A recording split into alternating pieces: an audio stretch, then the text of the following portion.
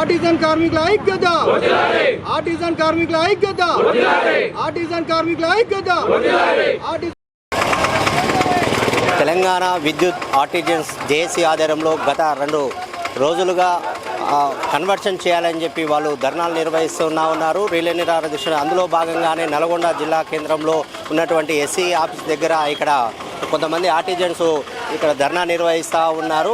వారి మాటలో తెలుసుకునే ప్రయత్నం చేద్దాం. వారి ప్రధానమైన డిమాండ్ ఏంటి అనే విషయం వారి మాటలో తెలుసుకునే ప్రయత్నం చేద్దాం. ఆర్టిజన్ కార్మికుల ఐక్యత వద్దాలి. ఆర్టిజన్ కార్మికుల ఐక్యత. నా పేరు మురళి. నేను సబ్స్టేషన్లో పనిచేస్తున్నా. 33/11 kV సబ్స్టేషన్లో పనిచేస్తున్నాను. గత 18 సంవత్సరాలుగా పనిచేస్తున్నాం. మిత్రులు ఇంకా నేను ఒక్కనే కాకుండా మిగతా మిత్రులు కూడా చాలా మంది సీనియర్లు ఉన్నారు. డిపార్ట్మెంట్ నమ్ముకొని గత 20-25 సంవత్సరాల నుంచి సంస్థలోనే పనిచేసుకుంటూ సంస్థలో ఉన్నటువంటి జీతభత్యాలు ఏవైతే ఉన్నాయో వాటిని నమ్ముకొని కార్మికులంతా పై ఉద్యోగస్తులను ఇంజనీర్లను నమ్ముకొని మేము దాంట్లోనే పనిచేస్తున్నాం. అయినా కానీ మా యొక్క కష్టాన్ని ఎవరు గుర్తించకుండా ఇటు ఇంజనీర్స్ కానీ అటు సంఘాలు కానీ మమ్మల్ని చిన్న చూపు చూస్తున్నారు. కొద్దిగా మా యందు దయ ఉంచి ఖచ్చితంగా మీరు మా యొక్క సమస్యలను సాధించే దిశగా మీరు సపోర్ట్ చేస్తే ఖచ్చితంగా సాధించుకుంటాం అనేది మా యొక్క కోరిక. ఇంకోటి ఏంటంటే ఆర్టిజన్ అనే ఒక పదాన్ని తీసుకొచ్చి మా యొక్క శ్రమను దోచుకుంటూ మా యొక్క శ్రమ దోపిడికి మేము ఒకటి గురవుతున్నాము.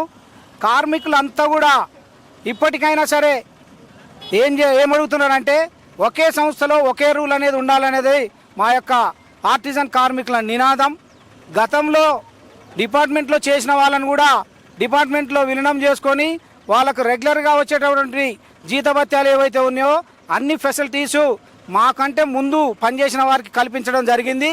కానీ మా వరకు వచ్చేసరికి అలాంటివన్నీ పక్కకు పెట్టేసి మా ఒక్కరిని ఆర్టిజన్ అనే పేరు పెట్టి ఆ నామకరణం ద్వారా మా యొక్క ఈ పీరియడ్ను మొత్తం దేన్ని లెక్కలోకి తీసుకోకుండా కొత్త జేఎల్ఎం పోస్టులను క్రియేట్ చేసి దాంట్లో మాకు ఏదో 20% మేము కలుపుతున్నాం అని అది చెప్పేసి మాకు మభ్యపెట్టి మా యొక్క శ్రమను దోపిడీ చేసుకుంటూ మా యొక్క సర్వీస్ కాలాన్ని మొత్తం కూడా వృధాగా చేయించుకుంటూ మాతో వెట్టి చాకిరి చేయిస్తున్నారు.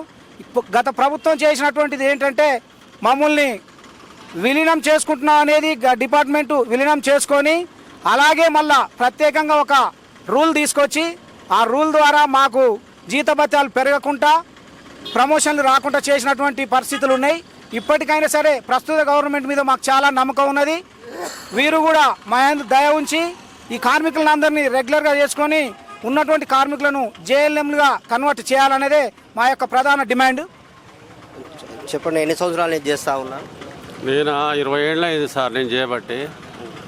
రేవంత్ రెడ్డి గారు మీకు దండం పెట్టి చెప్తున్నా. నాకు 4 ఆడపిల్లలు. నేను చేసి మోకాళ్ళు అరిగిపోయినాయి. జీవితం గడిచిపోయింది. ఇక మాట 2 ఏళ్ళలో 3 ఏళ్ళలో ఉంది. అంతేగాని నాకు ఎలాంటి జీతం పెరగలేదు. గవర్నమెంట్ని ఏం డిమాండ్ చేస్తూ ఉన్నాను? నేను పర్మనెంట్ కావాలని అంటున్నాం సార్. మేము రెగ్యులర్ చేశారు కదా, ఇప్పుడు మా కన్వర్షన్ రెగ్యులర్ చేయలేదు సార్. మాకు చేసిరని అంటారు కానీ అది కాలేదు. పూర్తి స్థాయిలో కాలేదు అది. మరి మేము ఎట్లా బతకాలి సార్ ఆ జీతంతో?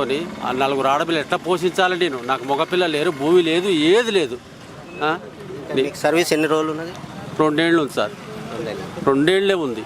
నా జీవితం అయిపోయింది. ఇక ఉన్న వాళ్ళనే బతరు కదా సార్. వాళ్ళ కష్టం సుఖం రేత్రి పగలు రేత్రి పావనక తేలనక పైన వచ్చి తాజ్మహల్ అంతే అప్పటికప్పుడు పోయి నేను చంపిన. ఏ డిప్లొమా ఆపరేటర్ రాలే, ఏ ఐటీఐ అని రాలే. ఖర్చుతానికి వచ్చింది అది. పై అంత ఎక్కింది. దాన్ని ఇబ్బంది పడి చంపిన, నేనే చంపిన దాన్ని. మరి ఇప్పుడు ఏంది మా బాధ, మా కష్టం, మా గోడు? ఎండ అనక బుగ్గి అనక వాననక మెరుపులతో ఉరువులతో మేము కష్టపడుతున్నాం సార్. మేము మీకు దండం పెట్టి చెప్తున్నా. రేవంత్ రెడ్డి గారు, పిల్లలు మేము చచ్చిపోతున్నాము. మమ్మల్ని పర్మిట్ చేయండి. అయిపోయింది. ఉన్న వాళ్ళనే బతారు అట్లా. ప్రధానమైన డిమాండ్ ఏంటి?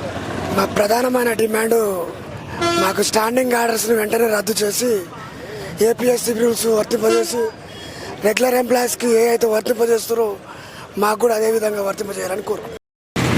వాస్తవానికి మా ప్రధానమైన డిమాండ్ ఏంటంటే తెలంగాణ రాకముందుకు తెలంగాణ ఉద్యమంలో శవయాత్రలు చేసుకుంటా ఈ ఆర్టిజన్ అంటే అప్పుడు మేము ఏది కాంట్రాక్టు ఉండే ఏజెన్సీ కింద ఉండే అప్పుడు మొత్తం టోటల్గా మేమే ప్రధానమైన కొట్లాడి తెలంగాణ ఉద్యమంలో ప్రధానమైన మా అది పోషించినాం సార్ భూమిక.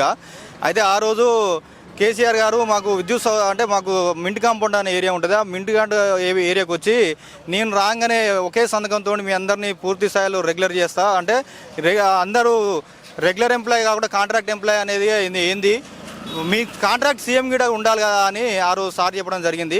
వాస్తవానికి సారు గవర్నమెంట్ తెలంగాణ వచ్చిన తర్వాత సార్ కేసీఆర్ గారు వచ్చిన తర్వాత ఇక్కడ ఏమైందంటే మేము ఒక ఉవ్వెత్తున ఉద్యమాలు చేసినాం. ఉద్యమాలు చేస్తే మీరు ఉద్యమాలు ఒక లెటర్ మాకు దరఖాస్తు చేయండి ఒకటే సంతకంతో మీకు చేస్తా అని ఆ రోజు మాకు రెగ్యులర్ చేసే క్రమంలో ఏం చేశారంటే మాకు 1946 సర్వీస్ రూల్స్ ఇచ్చారు సార్. ఎందుకంటే మేము మనం కొట్లాడి తెచ్చుకొని భారతదేశం తెచ్చుకున్నాం. ఆయన మళ్ళీ అదే భారతదేశంలో మళ్ళీ కొట్లాడి తెలంగాణ తెచ్చుకున్నాం. కానీ మాకు సర్వీస్ రూల్స్ ఏంటంటే బ్రిటిష్ కాలం నాటి సర్వీస్ రూల్సే ఉన్నాయి. ఆ సర్వీస్ రూల్స్ మొత్తం తీసేసి ఏదైతే రెగ్యులర్ ఎంప్లాయీస్కి ఉన్న సర్వీస్ రూల్స్ ఉన్నాయో ఆ రెగ్యులర్ ఎంప్లాయీస్ సర్వీస్ రూల్సే మాకు వర్తింపజేయాలి. పూర్తి స్థాయిలో కన్వర్షన్ చేసినా కానీ ఇప్పుడు ఉన్న గవర్నమెంట్ ఆర్థిక భారం కూడా పడేది లేదు సార్. ఎందుకంటే ఆల్రెడీ మాకు కొంచెం అంతో ఎంతో తక్కువ కొంచెం జీతం కూడా ఇస్తారు. రెగ్యులర్ బెనిఫిట్స్ అంటే రెగ్యులర్ సర్వీస్ రూల్స్ కన్వర్షన్ ఇవ్వడం వల్ల ఏమవుతుందంటే మాకు ఆ సర్వీస్ రూల్స్ కొన్ని బెనిఫిట్స్ వస్తాయి. ఇప్పుడు రిటైర్మెంట్ కొంతమంది స్టేజ్కి వచ్చారు. రిటైర్మెంట్ అయ్యేటప్పుడు వాళ్ళ బాధ అయితే ఘోరమైన బాధ సార్. వాళ్ళు ఇన్ని సంవత్సరాలు 30 సంవత్సరాలు సర్వీస్ చేసి రిటైర్డ్ అయ్యే టైంలో వాళ్ళు కనీసం ఇంటికి బెనిఫిట్ తీసుకుపోయేదంటే 70,000 తీసుకుపోతారు. 70,000 వాళ్ళు మానసికంగా ఎట్లా బతుకుతారు సార్? ఒకప్పుడు మేము 23,000 మంది కార్మికులు ఉన్నాం. కానీ ఎలక్ట్రిసిటీ డిపార్ట్మెంట్ అంటే తెలుసు ఏది అత్యంత ప్రమాదకరమైన కంటికి కనిపించింది ఏదైతే కరెంట్ ఉంటుందో దాంతో పనిచేస్తున్నాం. అట్లా పని చేసుకుంటా 23,000 మంది కాక ఇప్పుడు 19,000 మందికి వచ్చినాం. అందరూ ప్రమాద శాతం చనిపోయిన వాళ్ళే. అలా కొంతమంది రిటైర్డ్ అయిపోయారు. మళ్ళీ ఇప్పుడుకి ఒక 1 year 2 yearsలో చాలా మంది రిటైర్డ్ అయ్యే అవకాశం ఉంది. ఇప్పుడున్న ఎట్టి పరిస్థితుల్లో మాకు పూర్తి స్థాయిలో కన్వర్షన్ చేయాలి. ఏదైతే ఎగ్జిస్టింగ్ ఎంప్లాయీస్కి ఉన్న సర్వీస్ రూల్స్ స్కేల్స్ ఉన్నాయో ప్రతి ఒక్కటి మాకు అమలు చేయాలని రేవంత్ రెడ్డి సార్ని కోరుతున్నాం. రేవంత్ రెడ్డి సార్ కూడా అదే అప్పుడు పాదయాత్రలో వచ్చినప్పుడు మేము పోయి రిప్రజెంటేషన్ ఇచ్చినాం సార్. ఆ రోజు కూడా రేవంత్ రెడ్డి సారు మేము మన గవర్నమెంట్ రాగానే ఒకటే సంతకంతో అందరిని మిమ్మల్ని పూర్తి స్థాయిలో రెగ్యులర్ చేస్తాం, మాకు తెలుసు ఇలా మోసం జరిగింది అన్నారు. బట్టి విక్రమార్క సారు అప్పుడు ఆ గవర్నమెంట్లో పర్మనెంట్ చేస్తున్నప్పుడు కూడా అసెంబ్లీలో ఈఎస్ఎల్ నరసింహ గారు గవర్నర్ ఉన్నప్పుడు వాళ్ళందరూ బిల్లు పాస్ చేసినప్పుడు ఏమన్నారంటే వీళ్ళకు పూర్తి స్థాయిలో మొత్తం పర్మనెంట్ కాలేదు, వీళ్ళు మొత్తం ఆర్టిజన్లన్నీ ఒక సపరేట్గా తీసుకొచ్చి వీళ్ళని మభ్య పెడుతురు, వాళ్ళకు జూనియర్ అసిస్టెంట్ జేఎల్ఎం సబ్ ఇంజనీర్లు ఆఫీస్ సబార్డినేట్ పోస్టులు కాకుండా వేరే ఇచ్చిర్రు అని ఆ రోజు సారే చెప్పిండు. సిఎల్పి బట్టి విక్రమార్క సారు సిఎల్పి నేత ఉండే సార్. ఇప్పుడు మళ్ళీ ఇప్పుడు మాకు అదృష్టం ఏంటంటే సారే ఫైనాన్స్ మినిస్టరు, సారే విద్యుత్ శాఖ మంత్రి కాబట్టి ఇప్పుడు ఆ రోజు సార్ కూడా పాదయాత్రలో వచ్చినప్పుడు సార్ కూడా రిప్రజెంటేషన్ చేస్తే నాకు తెలుసు దీని మీద పూర్తి అవగాహన ఉంది. మన గవర్నమెంట్ రాగానే పూర్తి స్థాయిలో మీకు న్యాయం జరుగుతుంది అన్నారు.